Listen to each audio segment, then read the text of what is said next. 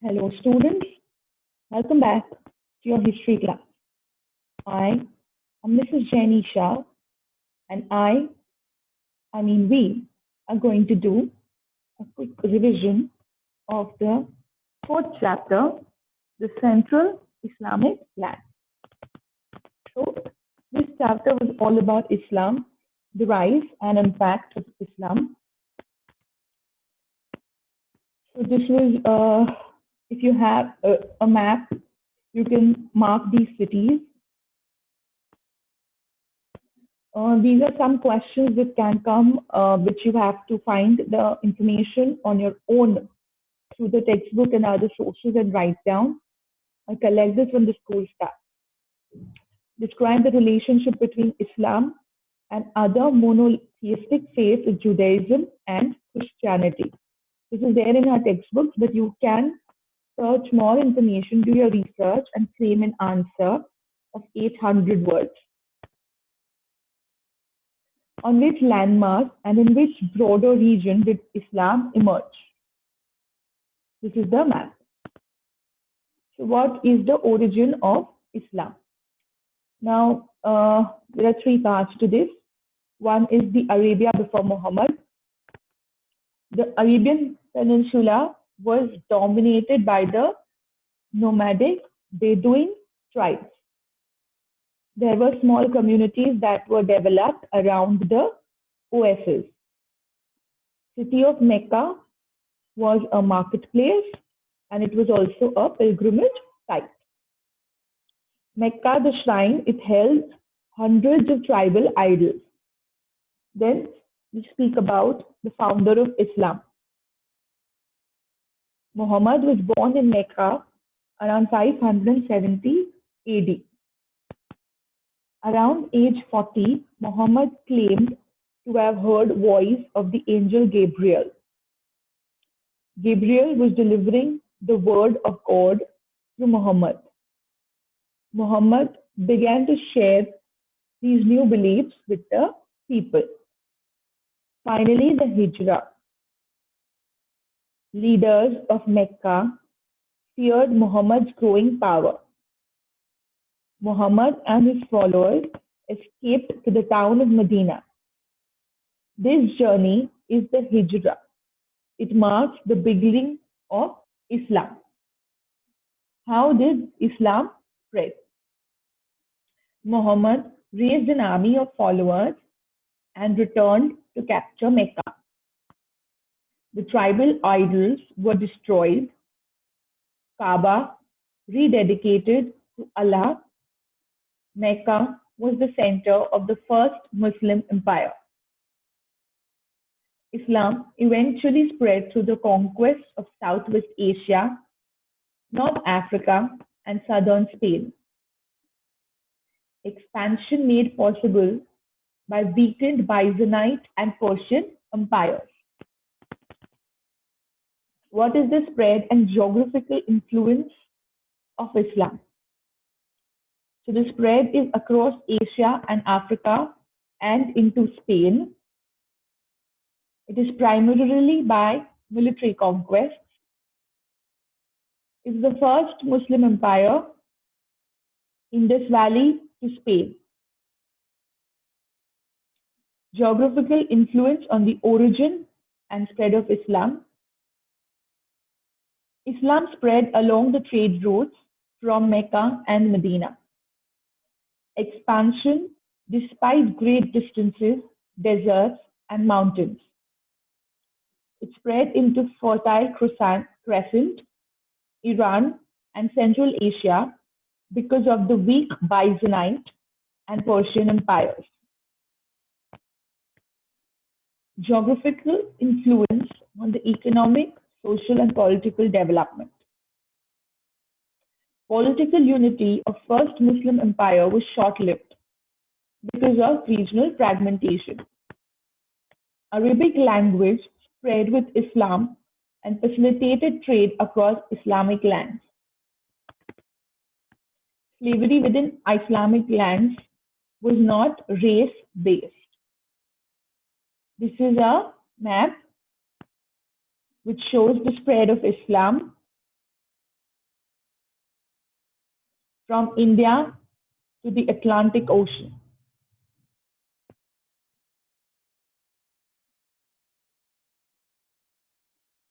This is the Arabian Peninsula. You can see the Mecca and Medina.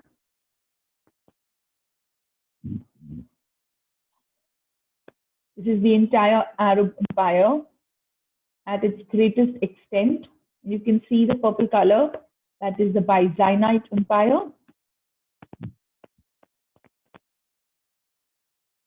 This is the Kaaba.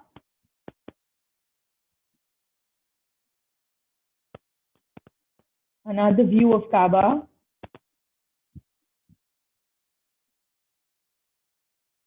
This is the interior of Kaaba.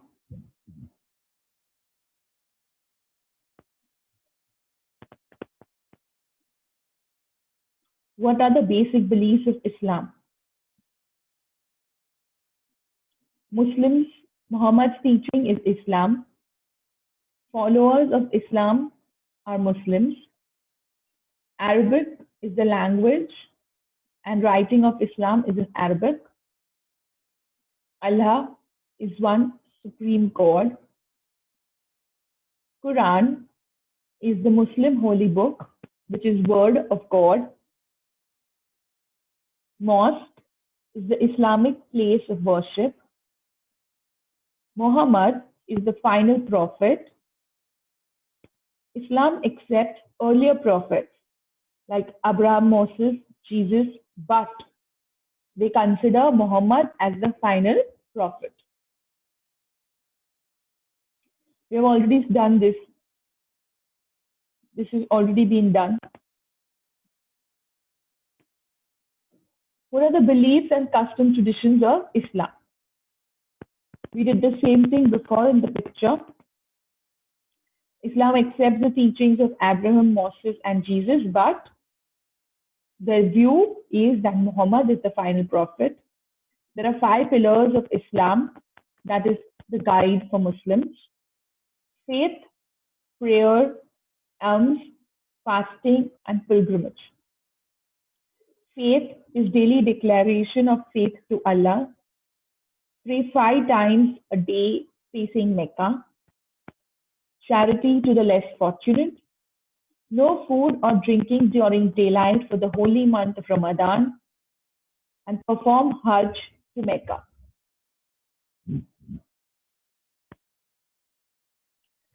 Which were the turning points that impact the Islamic world? That is the Sunni and the Shia split that divides the Muslim. Following the assassination of the 4th Caliph, that is Ali, Umayyads rose to power. Many did not recognize Umayyad's rule, and many claimed that the successor to Ali should be related to Muhammad. This group was called Shia, that is Party of Ali. Others argued that caliphs only need to follow example of Muhammad. This group is called Sunni. They are the followers of Muhammad's example.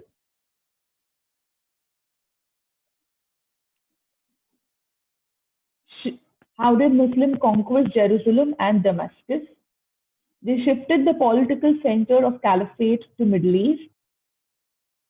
They initiated the conflict or the tension between Muslims, Christians, and Jews, and increased conflict with the Byzantine Empire. What is the Battle of Tours? Muslim Berbers from North Africa invaded Spain. Berber armies moved north to within 100 miles of Paris. Muslim Berbers were defeated at the Battle of Tours by the Franks that was led by Charles the Hammer. What was the significance of the battle? Muslims were forced back to the southern Spain and no further Muslim expansion in Western Europe. Islamic capital moves to Baghdad. Baghdad, that is the modern Iraq, becomes the capital of the Abbasid dynasty. Central location in Mesopotamia. The reasons are, one, it is a central location in Mesopotamia. And number two, Baghdad becomes the center of Islamic Golden Age. And C, the Islamic scholars built on Greco-Roman and Eastern knowledge. What were the reasons of fall of Baghdad or the end of Arab Caliphate? Mongols conquered Baghdad and it ends the Islamic Golden Age of Baghdad and the open region to Turkish control. Same thing we have done before. This is the Battle of Tours. So what are the Muslim achievements? There were 4 classes, so 4 social classes. Birth Muslims, the ones who were born in Muslims. Then those of other people, those of other religions were protected people. And Muslim women had more freedom than the European women. If you look at medicine, math, and science, reliance on scientific observation and experimentation, they wrote important medical reference book, they developed algebra, and they were advanced in charted stars, comets, and planets. They followed the Arabic numerals and they included 0 also. Philosophy and history. Muslim scholars translated Greek or Roman works into Arabic. Language of writing. Arabic was the language of writing of the Islamic Empire. Many emerged through the Islamic world. Quran is considered as the greatest work of Islamic literature. Dash is the art of beautiful handwriting used in Islam. Calligraphy. Architecture equals to Dome of Rock. Dome of Rock equals to architecture. Dash equals to important city in Judaism, Christianity, and Islam. Mecca. Jerusalem. The Quran. These are the Islamic geometric patterns.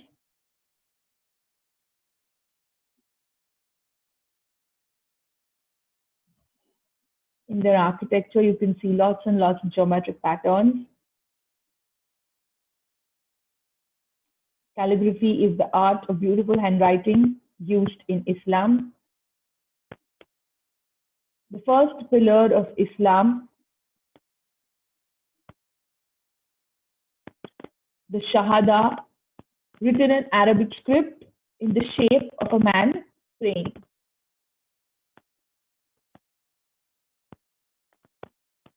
I bear witness that there is no God except Allah, and I bear witness that Muhammad is Allah's messenger, is what is written in this shape of man praying.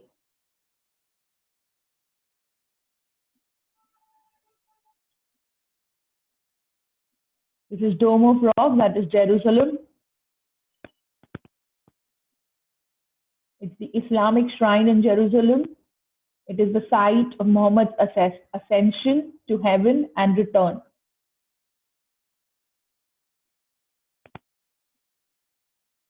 This is the Dome of Rock from inside. It's beautiful, no?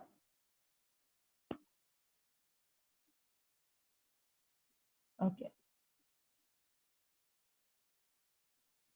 Now we'll discuss the question and answers.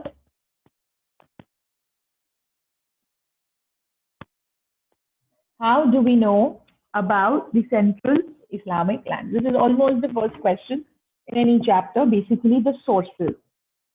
So we get to know about the central Islamic land between 600 to 1200 AD from the following resources. You always write in the point form.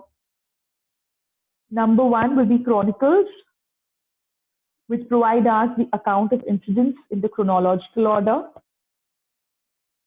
Second is going to be the semi-historic works, such as biographies, inscriptions, sayings, and activities of the Prophet, and the interpretations on the Quran.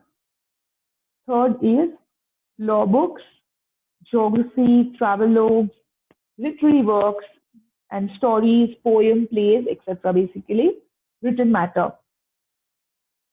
Then the research work that is done by the French and the Britain historians in the 19th and the 20th century.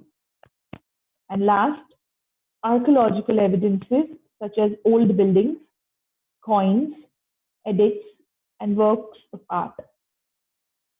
So archaeology, the art and architecture and the archaeological work. Evidences that we have found in buildings, coins, and other work of art. All these help us know more about the central Islamic land. Next, what were the features of the lives of the Bedouins in the early 7th century? Now, Bedouins were basically the nomads. So you will speak about the chief features of their life here. Again, you will write in the point format. So you will say that the chief features of the life of Bedouins in the beginning of the 7th century are, number one, they were wanderers. So they never stayed at one place permanently. Number two, they traveled from dry region to green region in search of fodder for their animals and food for themselves.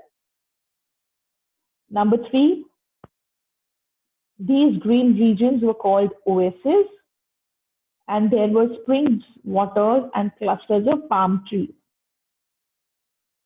At these green pastures, the Bedouins could find date palms for themselves and fodder and water for their camels.